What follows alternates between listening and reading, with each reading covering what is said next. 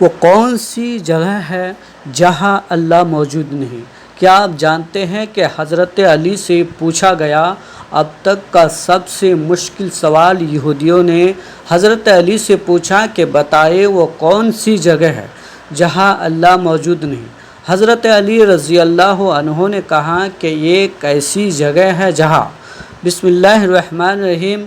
ناظرین، اللہ تعالیٰ نے حضرت علی رضی اللہ تعالیٰ عنہ کو عقل و خرد، فہم و فراست و دانائی کی ایسی بلند تر صلاحیتوں سے نوازا تھا کہ جو مسائل دوسرے لوگوں کے نزدیک پیچیدہ اور ناقابل حل سمجھا جاتے تھے، وہی مسائل حضرت علی رضی اللہ تعالیٰ عنہ لمحوں میں حل فرما دیتے تھے۔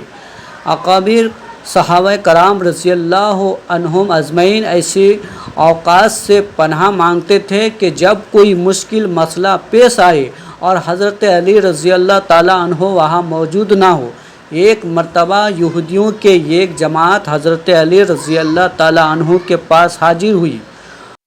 وہ حضرت علی کرم اللہ وجہ الکریم کے علم و دانش کے مقام سے بخوبی واقف تھے، مگر نادان یہ سمجھتے تھے کہ اگر وہ حضرت علی رضی اللہ تعالیٰ عنہ کو علمی طور پر شکست دے دے تو مسلمانوں کو شرمندگی ہوگی اور ہر طرف ان کا چرچا ہوگا۔ ناظرین، اس یہودی جماعت نے منصوبہ بنایا کہ وہ حضرت علی رضی اللہ تعالیٰ عنہ سے سوال کریں گے، مگر قرآن سے نہیں بلکہ اپنے کتاب تورات سے۔ ان کا خیال تھا کہ اگر حضرت علی رضی اللہ تعالیٰ عنہ ہماری شرط مان بھی لے تو یہی ہماری جیت ہوگی، لیکن کیسے؟ ان کی سوچ یہ تھی کہ حضرت علی رضی اللہ تعالیٰ عنہ تو بہرحال حضرت محمد صلی اللہ علیہ وآلہ وسلم کے ماننے والے ہیں اور ان پر قرآن نازل ہوا ہے، لہٰذا وہ تورات کے سوالوں کے جواب تورات سے کیسے دیں گے؟ ناظرین، اس جماعت کا سربراہ راسل جلوت نامی شخص جو اپنی قیادت میں یہودی علماء کو لے کر حضرت علی رضی اللہ تعالیٰ عنہ کے پاس آیا۔ راسل جلوت بولا، اے علی، ہم نے آپ کے علم و فضل کی بہت چرچے سنے ہیں۔ حضرت علی کرم اللہ وجہ الکریم مسکرا کر فرمانے لگے، تو کیا تم اس بات کی تصدیق کرنے آئے ہو؟ ناظرین، راسل جلوت بولا، ہم آپ سے چند سوالات کریں گے اور آپ کو ان سوالات کے جواب ہماری کتاب تورات سے دینے ہوں گے۔ اگر آپ نے ہمارے تمام سوالوں کے درست جواب دے دیے تو ہم آپ کو باب العلم مان لیں گے۔ حضرت علی کرم اللہ وجہ الکریم مسکرا کر فرمانے لگے، میں اس بات سے بے خبر ہوں کہ تم کیا سوال کرو گے اور تمہارے دل میں کیا ہے، لیکن اگر میں تمہارے سوالوں کے جواب دینے میں کامیاب ہو گیا تو کیا تم لوگ دین اسلام قبول کرو گے؟ یہودیوں نے کہا کہ ہاں، اگر ہمارے تمام سوالوں کے جواب ہمیں تورات کے مطابق مل گئے تو ہم یہودیات چھوڑ کر اسلام قبول کر لیں گے، اور یہ اس بات کی دلیل ہوگی کہ جن سے آپ نے علم حاصل کیا ہے وہ یقیناً اللہ کی طرف سے بھیجے گئے سچے نبی ہیں۔ ناظرین، اب تمام معاملات طے ہو چکے تھے۔ پورا مجمع خاموشی سے منتظر تھا۔ سوال و جواب کا سلسلہ شروع ہوا۔ یہودی عالم راسل جلوت نے مجمع کی طرف دیکھا اور تکبر بھرے لہجے میں پہلا سوال کیا، اے علی، یہ بتائے کہ وہ کون سی چیز ہے جو خدا کے لیے نہیں ہے؟ یہودیوں کو یقین تھا کہ مسلمانوں کی کتاب میں لکھا ہے کہ ہر چیز اللہ کے لیے ہے، اس لیے حضرت علی اس سوال کا جواب نہیں دے سکیں گے۔ مجمع میں سناٹا چھا گیا۔ سب سوچ میں پڑ گئے کہ کائنات میں ایسی کون سی چیز ہو سکتی ہے جو اللہ کے لیے نہ ہو۔ تب حضرت علی رضی اللہ تعالیٰ عنہ نے بلا توقف فرمایا، تم جاننا چاہتے ہو کہ وہ کون سی چیز ہے تو اللہ کے لیے نہیں ہے؟ تو سنو، شرک۔ اللہ ہر قسم کے شرک سے پاک ہے۔ ناظرین، مجمع میں موجود سب لوگ بے ساختہ سبحان اللہ کہہ اٹھے۔ یہودی بھی حیرت میں پڑ گئے، مگر راس الجلوت نے دوسرا سوال کر دیا، اے علی، یہ بتائے کہ وہ کون سی جگہ ہے جہاں اللہ موجود نہیں؟ حضرت علی رضی اللہ تعالیٰ عنہ نے فوراً جواب دیا، اللہ تعالیٰ ہر جگہ موجود ہے۔ اس پر رسول جلوت بولا، اس سوال کا جواب اب ہمیں ہماری کتاب سے دے۔ حضرت علی رضی اللہ تعالیٰ عنہ نے فرمایا کہ کیا تمہاری تورات میں یہ نہیں لکھا ہے کہ حضرت موسیٰ علیہ السلام کے پاس ایک فرشتہ آیا؟ جب حضرت موسیٰ علیہ السلام نے اس سے پوچھا کہ تم کہاں سے آئے ہو، تو اس نے جواب دیا، میں ساتوں آسمان سے آپ کے پاس حاضر ہوا ہوں۔ ناظرین، اتنے میں حضرت موسیٰ علیہ السلام کے پاس دوسرا فرشتہ آیا۔ حضرت موسیٰ علیہ السلام نے اس سے پوچھا، تم کہاں سے آئے ہو؟ اس نے جواب دیا، میں زمین کے ساتوں طبق سے آپ کے پاس حاضر ہوا ہوں۔ حضرت موسیٰ علیہ السلام نے پہلے فرشتے سے پوچھا، ساتوں آسمان میں تمہارے قریب کون تھا؟ فرشتے نے جواب دیا کہ میرے قریب میرا رب تھا۔ حضرت موسیٰ علیہ السلام نے زمین سے آنے والے دوسرے فرشتے سے پوچھا، تمہارے قریب کون تھا؟ اس نے جواب دیا کہ میرے قریب میرا رب تھا۔ تو اس سے یہ معلوم ہوا کہ چاہے بلندیوں کی انتہا ہو یا گہرائی کی حد، اللہ رب العزت ہر جگہ موجود ہے۔ ناظرین، راس الجلوت اب تھوڑا گھبرا گیا، کیونکہ دیکھا کہ حضرت علی رضی اللہ تعالیٰ عنہ نے اس کے سوالوں کے جوابات اس کی اپنی کتاب سے دے دیے تھے۔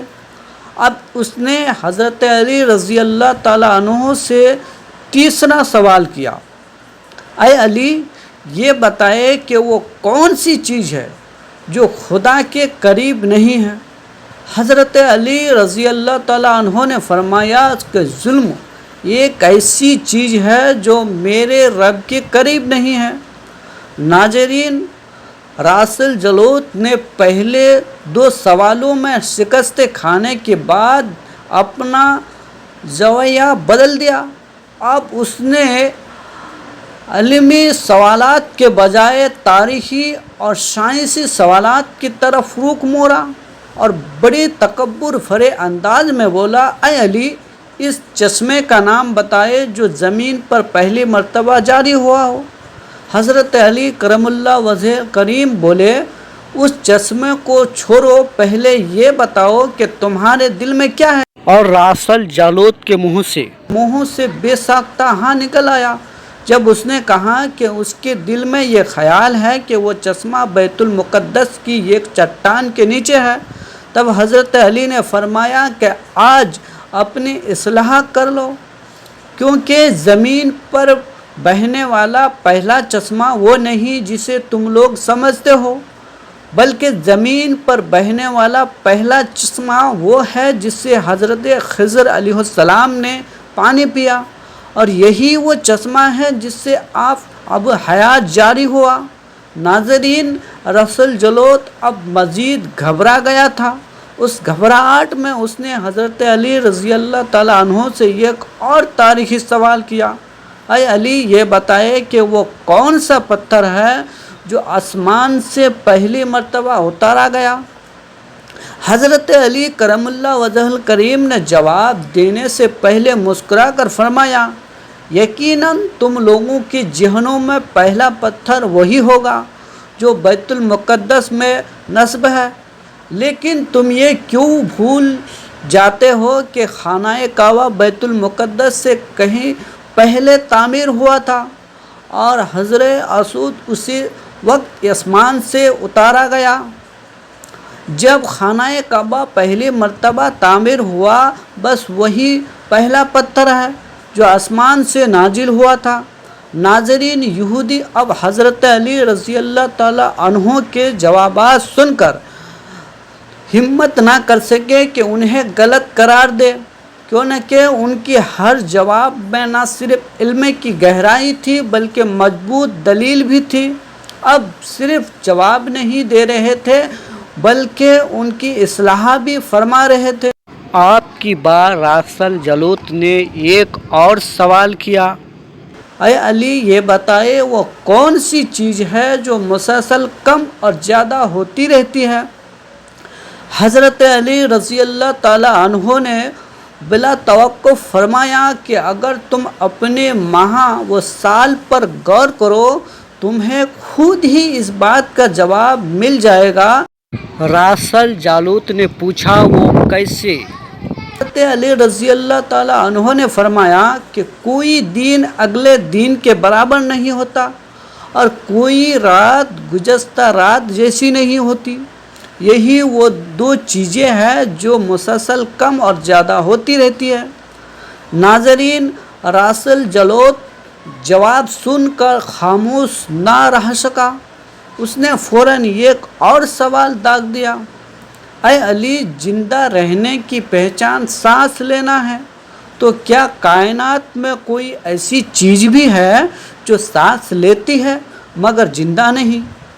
حضرت علی رضی اللہ تعالیٰ عنہ نے مسکرا کر فرمایا، ہاں، صبح جب نکلتی ہے تو سانس لیتی ہے، حالانکہ نہ اس کے پاس روح ہے نہ جان۔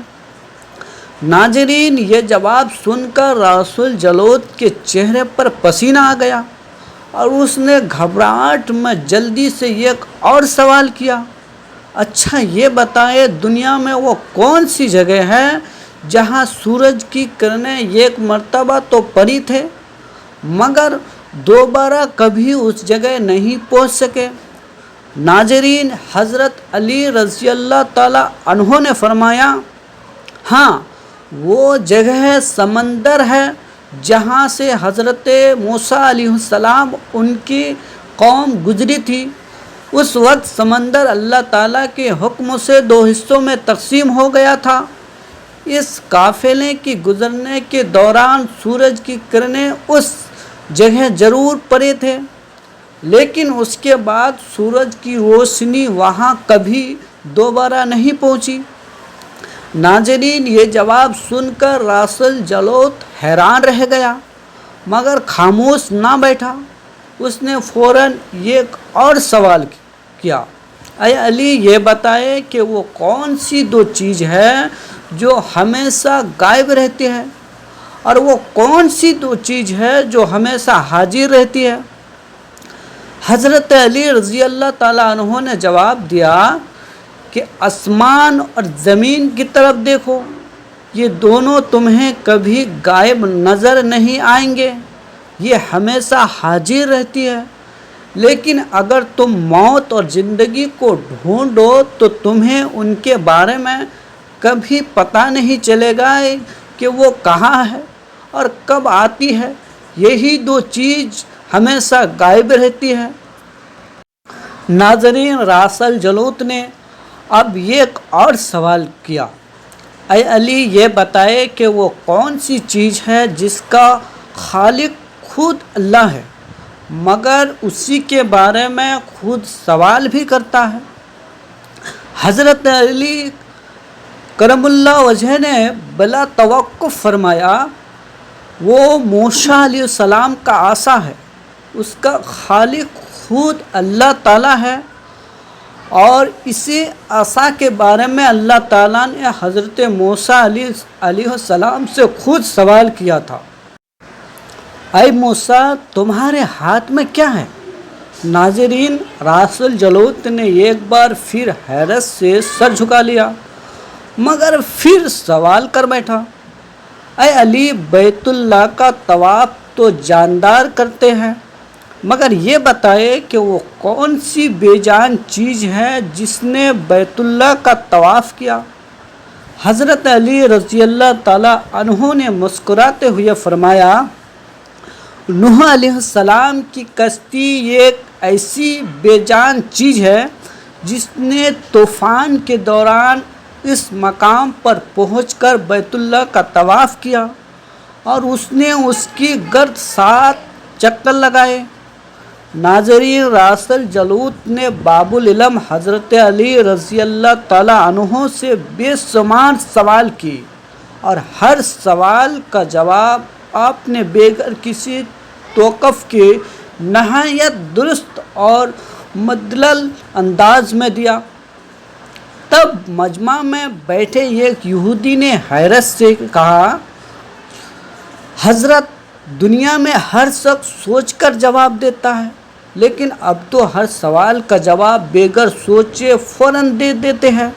ناظرین، حضرت علی رضی اللہ تعالیٰ عنہ نے اس یہودی کے سوال کے جواب میں مسکرا کر فرمایا، اب میں تم سے ایک سوال کرتا ہوں، بتاؤ تمہارے ہاتھ میں کتنی انگلیاں ہیں؟ یہودی نے فوراً جواب دیا کہ 5۔ حضرت علی رضی اللہ تعالیٰ عنہ نے فرمایا، تو نے بھی تو میرے سوال کا جواب فوراً دے دیا۔ یہودی حیران ہو کر بولا، اے علی، یہ کیسی بات ہوئی؟ مجھے تو معلوم ہے کہ میرے ہاتھ میں 5 انگلیاں ہیں۔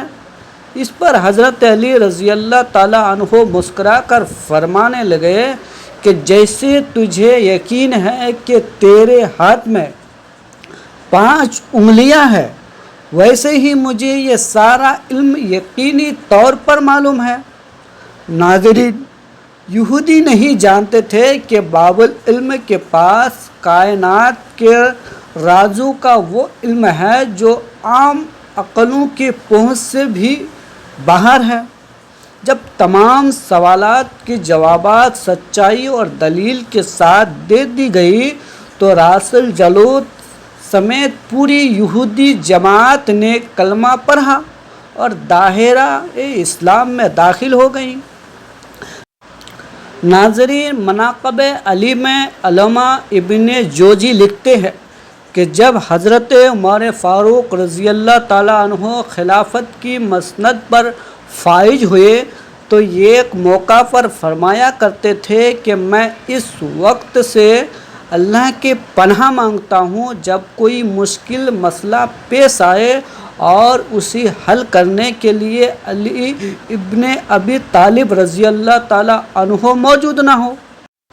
علامہ ابن جوزی اس بات کی وضاحت کرتے لکھتے ہیں کہ ایک بار کیسر روم نے چند نہایت مشکل سوالات لکھ کر مسلمانوں کے خلیفہ حضرت عمر فاروق رضی اللہ تعالیٰ عنہ کے پاس بھیجے۔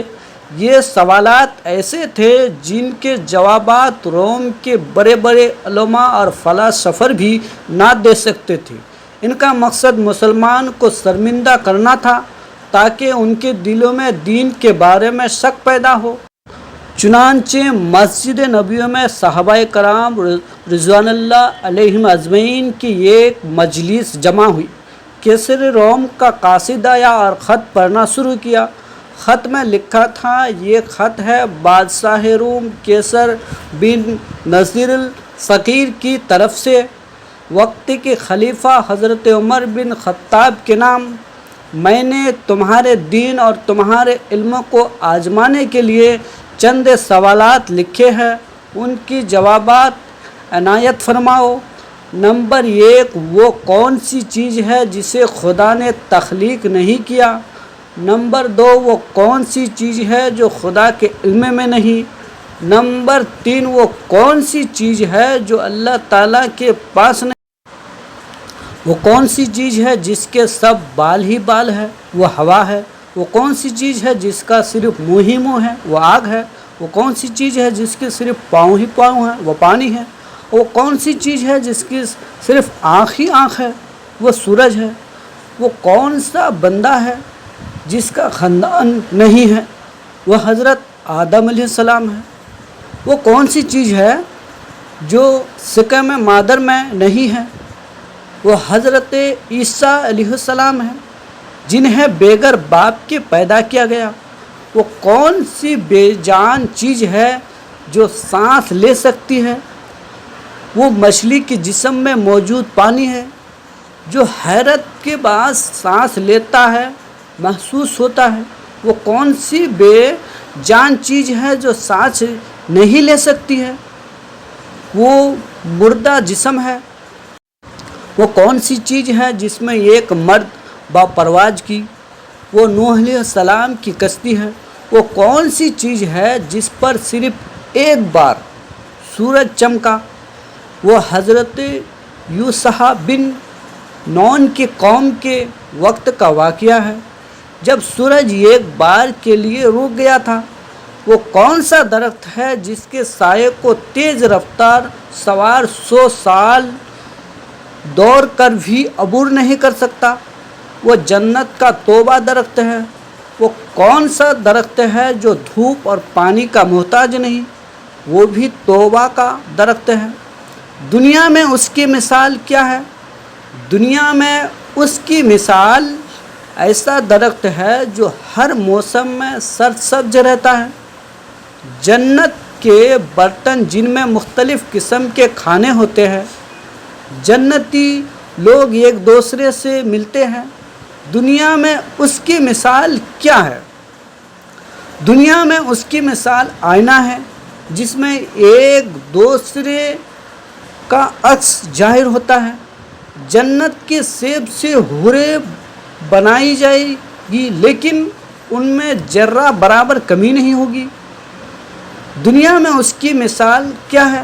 دنیا میں اس کی مثال شعلۂ شمع ہے جس سے کئی دیے جلے تو بھی شمع میں کمی نہیں آتی۔ جنت کی چابیاں کیا ہے؟ حضرت علی رضی اللہ تعالیٰ عنہ نے فرمایا کہ لا الہ الا اللہ محمد رسول اللہ جنت کی چابیاں ہے۔ حضرت عمر رضی اللہ تعالیٰ عنہ نے یہ جوابات پڑھ کر فرمایا اگر علی نہ ہوتے تو عمر ہلاک ہو جاتا۔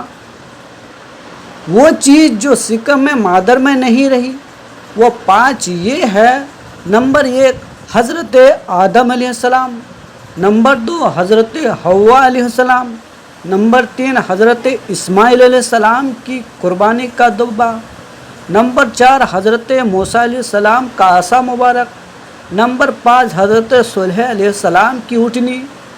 وہ بے جان چیز جو سانس لیتی ہے وہ صبح ہے۔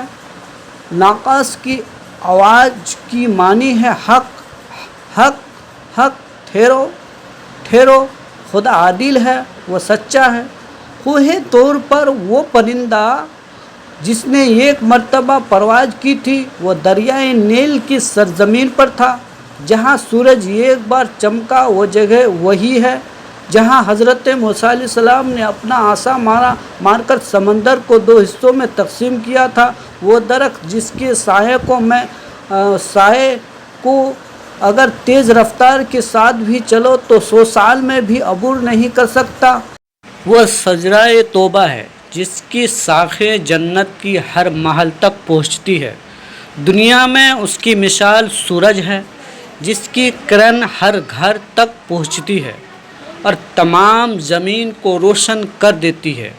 وہ درخت جو پانی کے بغیر اگایا گیا ہو، وہ دہی درخت ہے جو حضرت یونس علیہ السلام کے لیے اگایا گیا تھا۔ اللہ تعالیٰ نے فرمایا کہ ہم نے اپنے نبی کے لیے کدو کے ہیل اگائی۔ جنت کے برتنوں میں بے شمار قسم کے انعامات ہوں گے اور وہ سب ایک دوسرے سے الگ الگ ہوں گے۔ ان کی مثال دنیا میں مرغی کے انڈے سے دی جا سکتی ہے، یعنی جس میں سفید اور ذرے دونوں حصے ہوتے ہیں مگر ایک دوسرے میں نہیں ملتے۔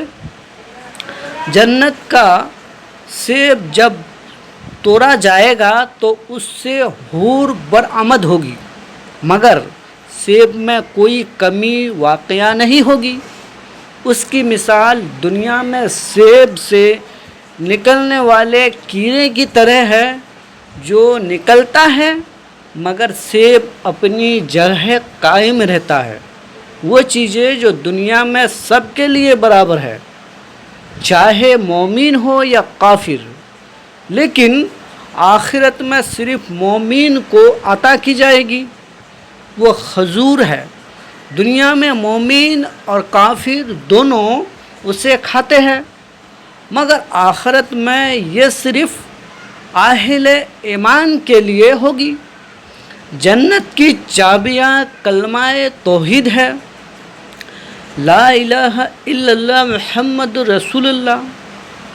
ابن مسیب سے مروی ہے کہ جب بادشاہ روم کو یہ خط ملا اور اس نے جواب پڑھا تو کہا، میرے سوالات کے جوابات صرف اور صرف خاندان رسول ہی دے سکتے تھے۔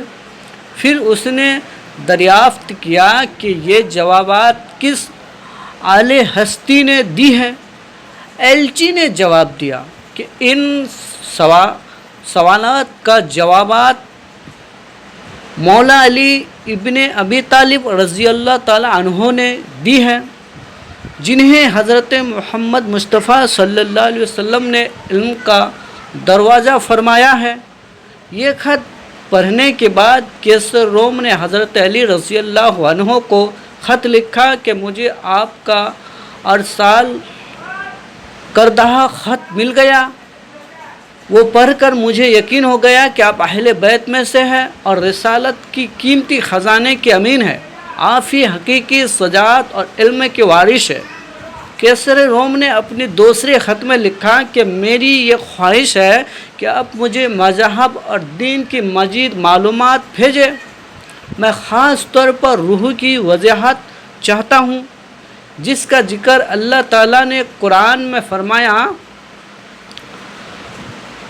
اے نبی، لوگ تجھ سے روحوں کے بارے میں پوچھتے ہیں، تم کہہ دو کہ روح میرے پروردگار کا حکم ہے۔ مولا علی رضی اللہ تعالیٰ عنہ نے جواب میں لکھا کہ روح ایک نورانی نقطہ ہے اور یہ غیر مائع مخلوق ہے، جسے اللہ تعالیٰ نے اپنی قدرت کاملہ سے پیدا فرمایا ہے اور اپنے خاص خزانے سے نکال کر اپنے ملکیات میں رکھا ہے۔ یہی روح دراصل ہر چیز میں زندگی کا سبب ہے اور ہر روح جاندار کے پاس ایک مقررہ وقت تک بطور امانت رہتی ہے۔ جب اس کی مدت مکمل ہو جاتی ہے تو خدا اسے واپس اپنے پاس بلا لیتا ہے۔ اللہ پاک ہمیں بہتر عمل کرنے کی توفیق عطا فرمائے اور ہمیں ایمان کی دولت سے مالا مال کرے، آمین۔